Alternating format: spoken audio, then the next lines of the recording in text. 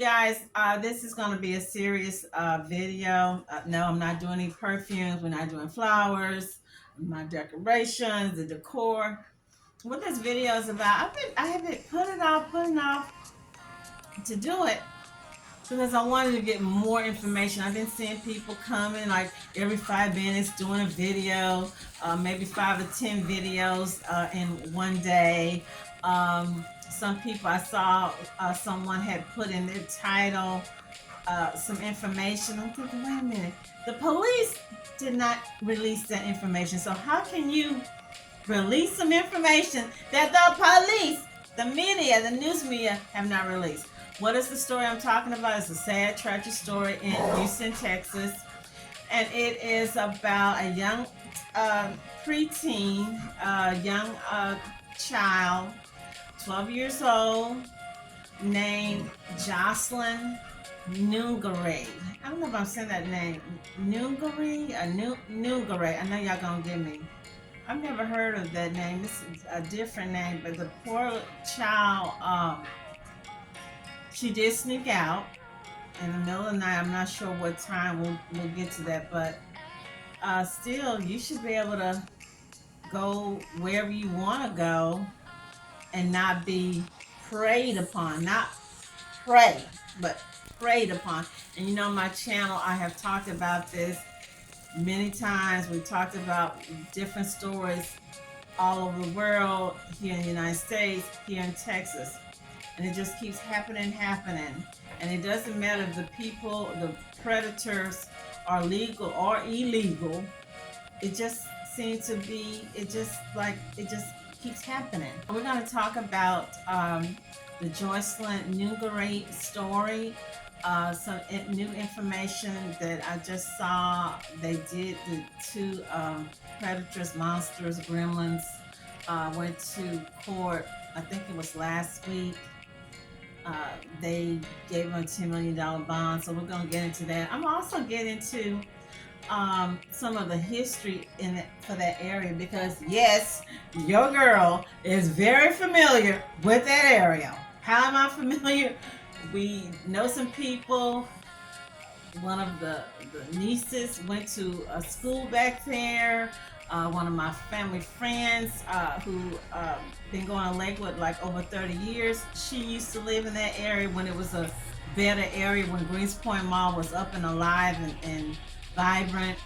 And then my family, we had to move there when we left a couple years. So I'm very familiar. So we're gonna get into not just Jocelyn, but the skate park, the crime, why I don't see, because I had even complained about some things that I had witnessed or had seen in the area. Also, we're going to get into because I believe in not let's just talking about the tragedy, the crime, but what's going to happen, how we or the family will overcome or turn into how to make something sad and tragic into getting something done, making it taking a tragedy and making it into something positive, and what the family can do, and why they have all these political pundits. I'm seeing all these people with their little political, trying to throw in something. What are we gonna do? Not just the mom, Miss Alexis, grandfather. What the community gonna do? What can they do? What should they have been doing? Okay, so let's get into it. You know the drill. And again, I'm not going to hold back on my comments, because that's what my show is about. Not just Maria loves to talk. Maria keeps it 100. Maria keeps it real. Maria's not, walking on eggshells. Maria's not being fake. I talked to several family members, co-workers, even a 19-year-old, and they gave me their take on it as well. And I will share with you what the 19-year-old said, what one of my nieces said, what the little teenager, preteen, she's not 12, she's a few years older uh, what she had to say, what some people at a Christian, I want to say TV station, I talked with them, what they had to say. So, without further ado, you know the drill. Go get you some snacks. Come on back. Let's get into this video, you guys. Okay, so I'm looking at KHOU 11, and it's showing here, it's talking about the timeline. Jocelyn Nungaray timeline, what we know about the 12-year-old girl's final hours before she was deleted. The death of the little girl with an endearing smile has left people across the Houston area heartbroken and angry. Yeah, it's been just like back to back. I had to go look at something because I remember this case's stories remind me it's like 4 or 5 stories, missing girls, kidnapped kids, that's happened in the last couple of months. Okay, so here,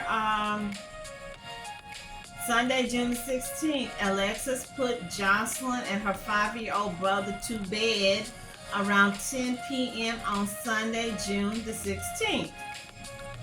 Police later said they believe Jocelyn snuck out of the apartment after midnight. Her 13-year-old boyfriend later told police that Jocelyn called him late that night from a convenience store. He said that he could hear her talking with 2 grown-ups. Okay, so something here, because y'all know me, it's not adding up. Because when I first heard the story, they said she snuck out to go meet her boyfriend. So she was already out and about. Yeah, I went there. And she happened to call him, and he's hearing these men that she's talking to. Sunday, June the 6th. Okay, so here, and she 12, he 13. Monday, June the 17th. Jocelyn seen with suspects, warning, graphic details. Houston police said Jocelyn was walking on Kirkendall Road early Monday when 2 men, later identified as Franklin Pena, 26, and Johan Jose Martinez Rangel, them names, 22, asked her for directions. 26 and 22, what are you doing asking a 12-year-old for directions? The 22-year-old, both of these guys look older than their age. The 22-year-old, supposedly I read or someone said he has a 2-year-old and a 5-year-old child back home in Venezuela. The three of them walked to their 7-Eleven store before the men allegedly lured Jocelyn to a bridge on West Rankin Road. Police said they were there for a couple of hours and they tied the victim up, took her pants off, and dumped her in the creek. Okay, so right here, I'm gonna stop, because y'all know me, I have my notes. First of all, that area, Kirkendall, I remember when they were building the skating rink. It's not a skating rink, it's a skate park where the little guys come with the skateboards. I think that was in 2018, 2017, and then they moved up further to I-45 down Kirkendall and built some more.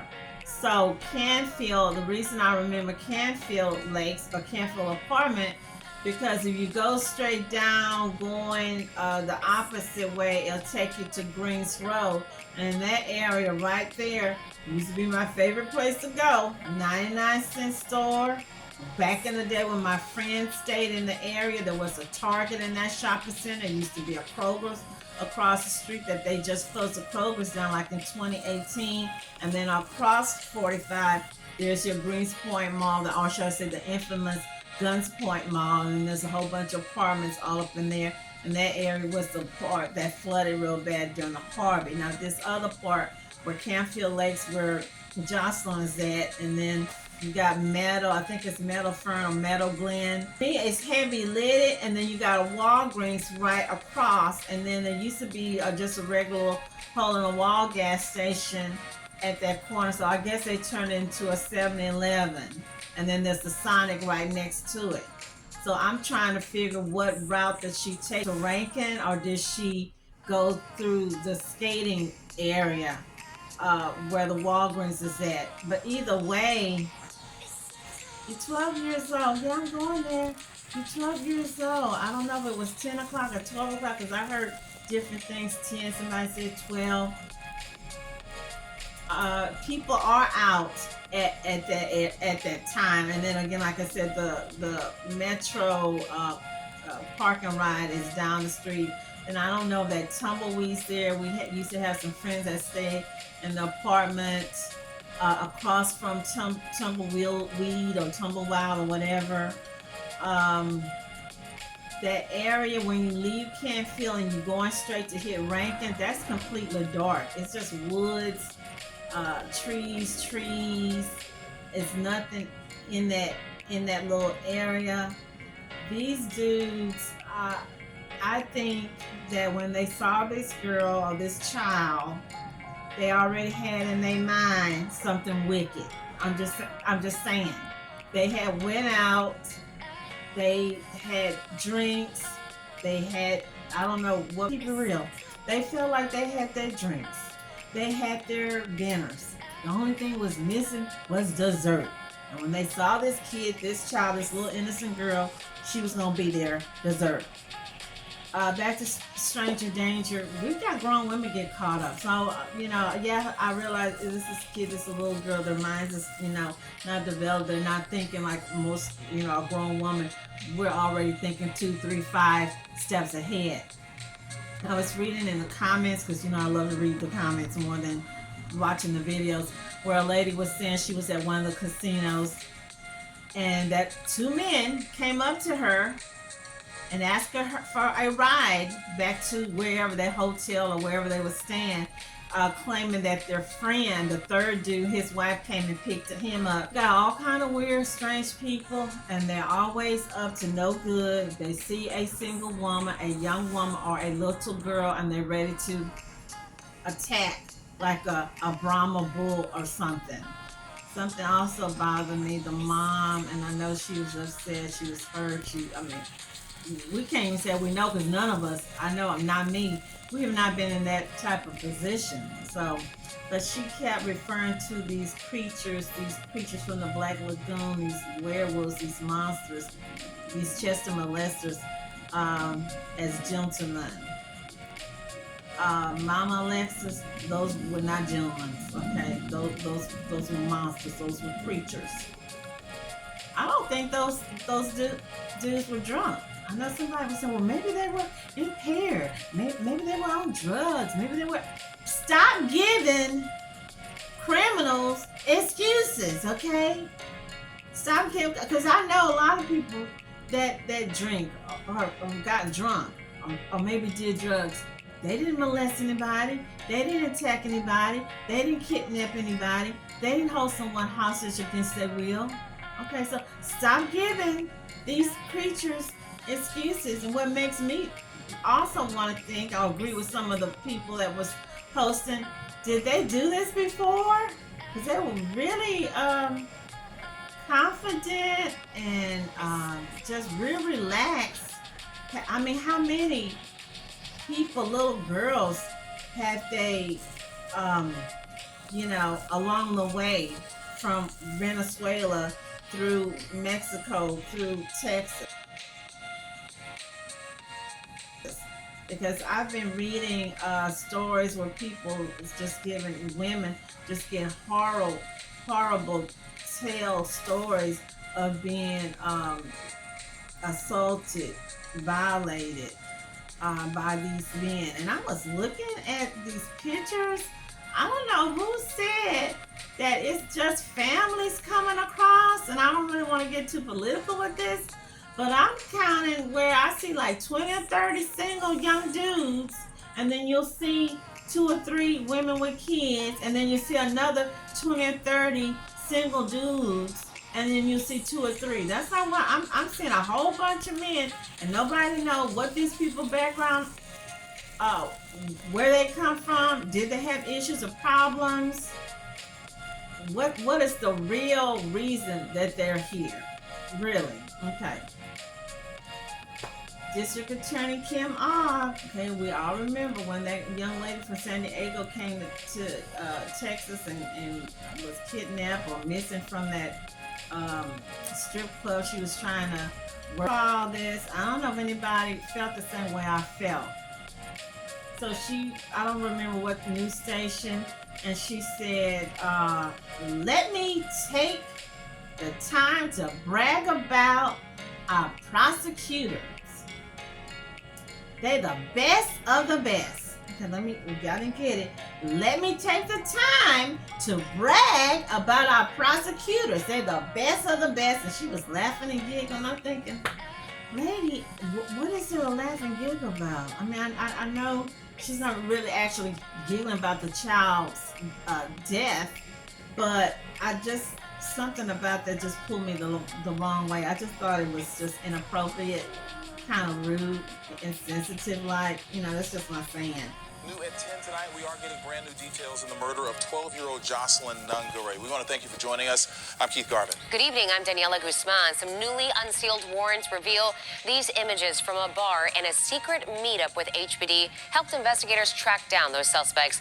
KPRC2's Bryce Newberry has been following this case since the very beginning, and he's live tonight in the newsroom with what he's learned. Bryce? Yeah, Keith and Daniela, these new warrants reveal that Jocelyn Nungaray's suspected killers watched TV with their roommate when their images flashed across the screen. These records also show investigators did not even know their names when they moved in to arrest them after getting help from a tipster hundreds of miles away. Suspected killers Johan Martinez Rangel and Franklin Pena took these pictures at an Ojos Locos in North Houston, just hours before 12-year-old Jocelyn Nungaray was found strangled in this bayou June 17th. Investigators released these images of them the next night. Some police looking for 2 persons of interest. These are brand new photos tonight of the men homicide detectives want to speak with. They saw themselves on TV while watching the news with their roommate. According to this new search warrant, the roommate tried not to react, but instead texted a cousin in Laredo. He was scared and did not know what to do because he was living with 2 guys responsible for the death of a 12-year-old girl.